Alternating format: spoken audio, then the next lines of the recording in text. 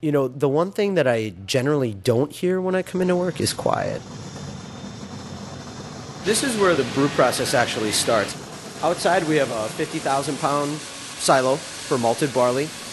The barley gets cracked, conveyed up into the grist hopper that's in the brew house. From there, what we're going to do is mix that malted barley with hot water. As soon as we've added the hops, then we'll run it into the fermenter. We come up with a recipe based on what we want to feel in the mouthfeel. Do we want it to finish dry? Do we want it to feel a little bit more silky in your mouth?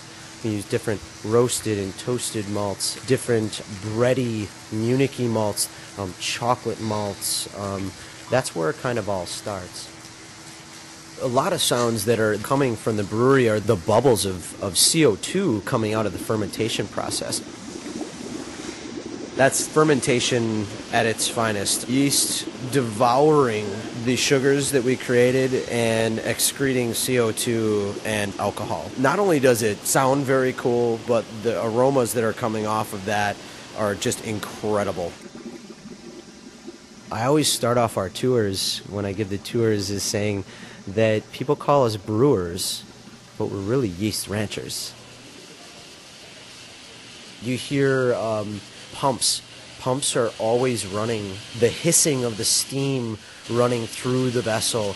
This really high hissing sound of the cold glycol running through the pressure reducing valves.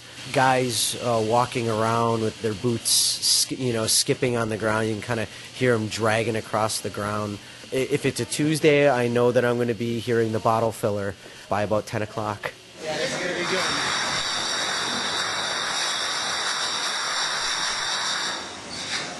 This is the bottle filling line. A depalletizer moves the bottles into what is called a twist rinser. Next, the nitrogen doser purges all the air out of the bottle as it's making its way onto the filler. So we jet or fob the bottle, making CO2 come out of the beer, and that CO2 then pushes the remainder of the air out of the bottle, and then we put a cap on it. So as the bottles pop off the end here, they get a date stamp put on them. And then they go down onto the pack-off table where they're put into boxes and six-packs, shrink-wrapped up, and sometimes the distributor's waiting outside in a truck for the beer that's coming off the line right then and there.